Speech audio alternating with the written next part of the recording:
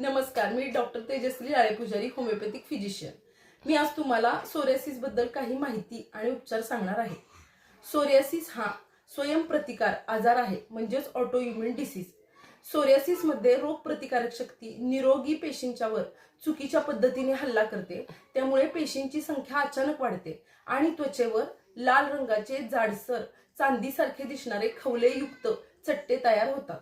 हे चट्टे प्रामुख्याने गुडघा, कोपरा, पाठीखालचा भाग ह्याच्यावर मुख्यतः दिसतात। सोरियासिस हा अनुवंशिक आहे। त्यानंतर सोरियासिस हा संसर्गजन्य आजार नाही। काही पर्यावरणाचे घटक आहेत की ज्याच्यामुळे सोरियासिसची लक्षणे ती वाढतात।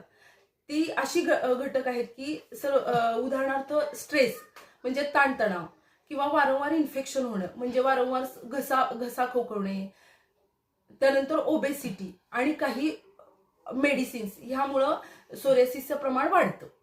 आता नेक्स्ट व्हिडिओमध्ये आपण सोरियासिसच्या पेशंटची लाईफस्टाईल कशी असावी, सोरियासिसच्या पेशंटनी काय खावं, काही खाऊ नये आणि होमिओपॅथिक रेमेडीज याबद्दल आपण चर्चा करणार आहोत।